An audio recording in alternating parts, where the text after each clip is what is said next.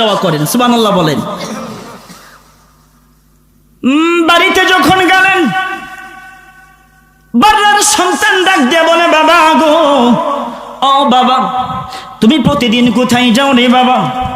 তখন বলে, বাবা গো, আমি যাই রাহমাতাল লিল আলামিনের দরবারে। ও বাবা, তুমি একা যাবা না বাবা, আমি তোমার সাথে যাব গো।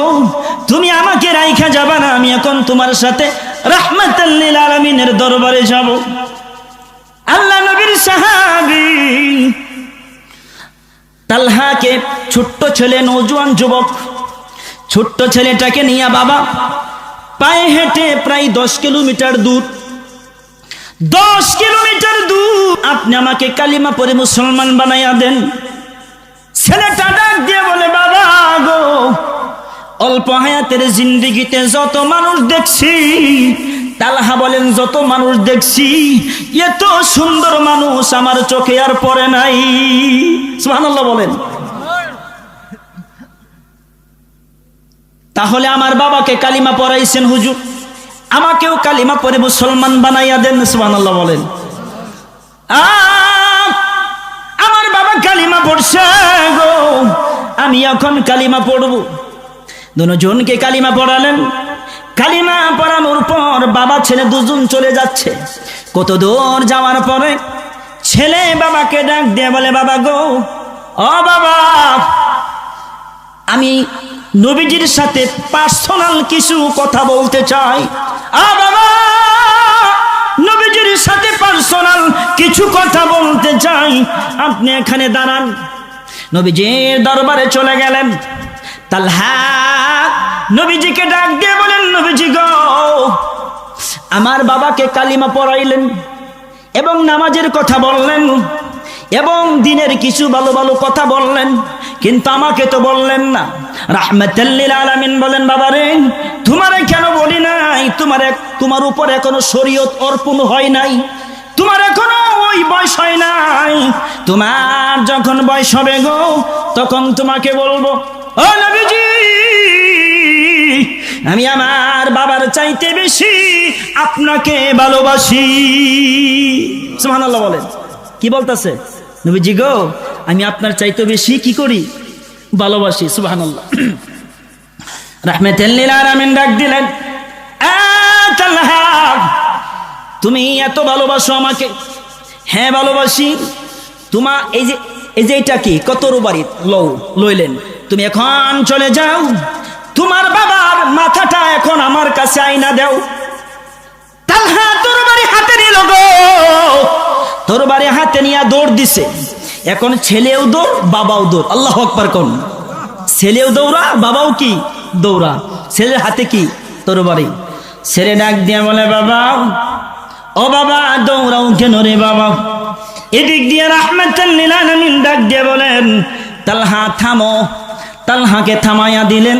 তালহা রে, আমার কাছে চলে আসো, এইবার রাত তুমি আমার কাছে চলে আসো। বাবা ছেলেকে ডাক দিয়ে বলেন, আমার আল্লাহ আমাকে দুনিয়াতে বাবা ছেলের ভিতরে দ্বন্দ্ব করার জন্য পাঠায় নাই, বাবা ছেলের ভিতরে মুহাব্বত পয়দা করার জন্য আমার আল্লাহ দুনিয়াতে পাঠাইছে। জোরে কোন সুবহানাল্লাহ। আমি আয়াত পড়ছি, ওয়া মা আরসালনাকা ইল্লা রাহমাতাল লিল আলামিন।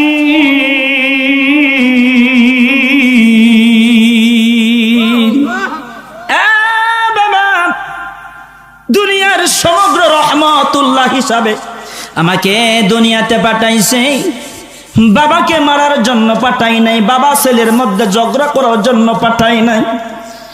লক্ষ্য করুন, এখানে থেকে ছেলে এবং বাবা দুজনকে নবীজি অনুমতি দিলেন, বাড়িতে চলে যাও।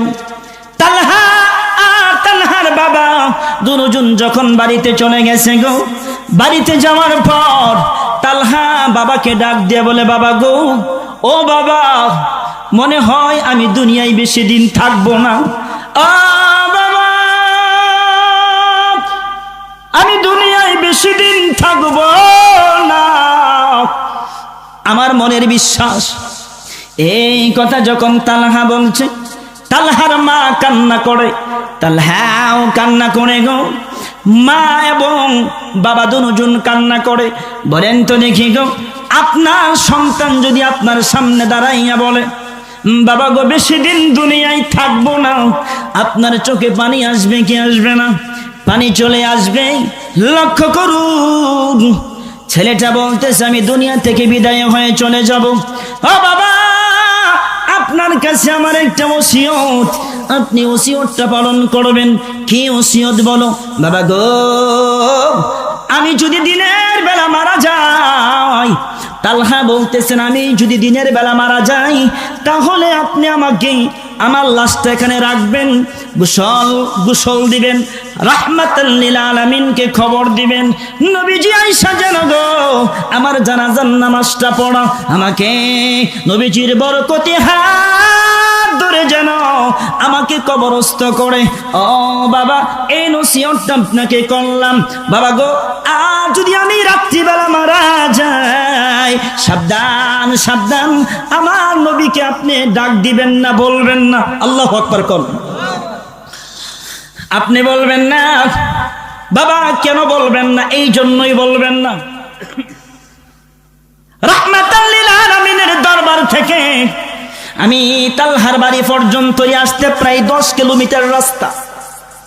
এই 10 কিলোমিটার রাস্তা নবী আসবে, এদিক দিয়া কাফের মুশরিক আর বেঈমান মুনাফিকরা নবীর শত্রু, নবীজির উপর তারা আক্রমণ করতে পারে, দুশ্মনী করতে পারে, রক্তাক্ত করতে পারে। যদি আমি তালহার জানাজার নামাজের ভিতরে নবী উপস্থিত হওয়ার জন্য আসে, আর রাস্তার মধ্যে যদি কাফেরদের হাতে অ্যাটাক হয়ে যায়, আমার নবীর দেহ থেকে রক্ত মুবারক বের হবে গো, দেহটা ক্ষত বিক্ষত হবে। আমাকে যদি আমার আল্লাহ ময়দানে মাহশারে জিজ্ঞাসা করে, তালহা রে, তোর জন্য তোর জানাজার নামাজ পড়াইতে নবী আসছিল, নবী আসার পরে নবী এরকম আক্রান্ত হয়েছে, আমি আল্লাহর দরবারে কি জবাব দিব? বাবা গো, আমি বলিয়া যাই, আমি যদি দিনের বেলা মারা যাই, নবীজিকে খবর দিয়েন, রাত্রিবেলা মারা গেলে নবীজিকে খবর দিয়েন না। আল্লাহু আকবার বলেন। তালহার ভিতরে নবীর প্রেম ভালোবাসা কেমন ছিল, সুবহানাল্লাহ বলেন। তালহা মারা গেলেন, দুনিয়া থেকে বিদায় হয়ে চলে গেলেন। বাবা গোসল দিলেন, বাবা নিজে ইমামতিতে জানাজার নামাজ শেষ করলেন। শেষ করার পর কয়েকদিন হয়ে গেছে, আল্লাহ নবী জিজ্ঞাসা করে, ও সাহাবারা, সবারই তো দেখি, কিন্তু আমার বাররা কই? তাকে তো দেখি না। তালহার বাবা কই? আমি তো তাহাকে দেখি না। সে তো আমার কাছে আজকে প্রায় 2-3টা দিন হচ্ছে আমার কাছে আসে না, একটু খবর লও না, দেখো না কই আছে। নবীজি কিন্তু এটা করতেন, কোন সাহাবাকে যখন না দেখতেন, খবর নিয়ে হোক আর যেইভাবে হোক জানতেন যে ও আমার ওই সাহাবাটা কি অবস্থা আছে না আছে, নবীজি খবর নিতেন।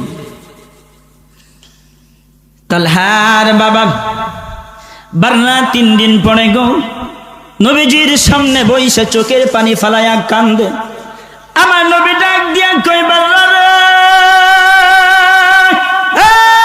কেন কান্না করো? কান্না করার পিছনে কারণ কি? নবীজি গো, কেন কান্না করি গো নবীজি?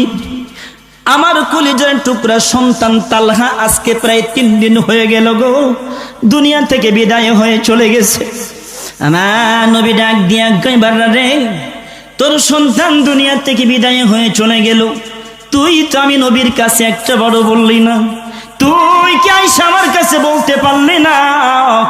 তুই যদি আমার কাছে আইসা বলতি রে, আমি নবী নিজে যাইয়া জানাজার নামাজ দিতাম, তারে আমি কবরস্থ করতাম। তালহার বাবা চোখের পানি ফালাইয়া কই, নবী গো, আমার কাছে আমার সন্তান ওসিয়ত করে গেছে। কি ওসিয়ত করে গেছে? নবী গো, এই ওসিয়তটা করে গেছে, আমি যদি দিনের বেলা মারা যাই, আপনি নবীর কাছে যেন সংবাদ দেই, আপনি যাইয়া যেন সন্তানের জানাজার নামাজ পড়ান, তারে যেন কবরস্থ করেন। নবী রাত্রিবেলা যদি মারা যায়, আপনাকে যেন না বলি। নবীজি বলেন, কেন? না বলি কেন, এই কথাটা কেন বলছে? এই জন্যই বলছে গো, কথাটা তালহা ভেঙ্গে গেছে। এই জন্য বলছে, আপনার ডানে শত্রু, বামে শত্রু, সামনে শত্রু, পিছনে শত্রু, ইহুদি নাসারা, বেঈমানেরা, মুনাফিকরা আপনার শত্রু। আপনি যদি রাত্রিবেলা আসেন গো, আর রাস্তায় যদি আপনাকে পা, তাহলে কাফের, মুশরিক আর বেঈমানেরা আপনাকে মারবে, তার রক্তাক্ত করবে। তালহা বলেন, এমত অবস্থায় আমাকে তোমরা কবরস্থ করবা, ময়দানে মাহশারে আমার আল্লাহ যদি আমাকে জিজ্ঞাসা করে আমি কি জবাব দিব? আল্লাহর কাছে আমি কি জবাব দিব গো? আমি সব চাইতে তো বেশি নবীকে ভালোবাসতাম, বাবার চাইতে বেশি ভালোবাসতাম। যেই বাবার কল্যাণের জন্য আমি তালহা তরবারি নিয়ে বাবাকে দৌড়াইছি, বাবার চাইতে বেশি ভালোবাসতাম, মার চাইতে বেশি ভালোবাসতাম, সম্পদের চাইতে বেশি ভালোবাসতাম, সব কিছুর চাইতে আমি তালহার ভিতরে নবীর প্রেম আর ভালোবাসা বেশি ছিল। তালহার বাবা যখন নবীজির কাছে কথাগুলো বলতেছে, নবীজির চক্ষু মুবারক বেবে গো, দাড়ি মুবারক ভিজে যাচ্ছে। আমার নবী বলেন, বারে চল যাই, আমি এখন তোর বাড়িতে যাব, তালহার কবর পারে আমি যাব, আমি তালহাকে দেখব, তার কবরস্থলে গিয়ে আমি দোয়া করব। নবীজি চলে গেলেন। নবীজির দরবার থেকে প্রায় 10 কিলোমিটার দূর, এই 10 কিলোমিটার দূর পায়ে পায়ে হেঁটে নবীজি চলে গেলেন। যে কোনো যানবাহনে নবীজি চলে গেলেন।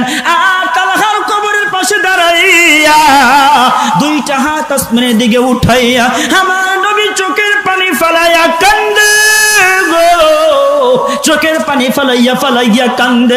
এই তালহারে, তুই আমার এত ভালোবাসস, তুই আমার এত ভালোবাসস রে তালহা, তুই দুনিয়া থেকে বিদায় হয়ে চলে গেলে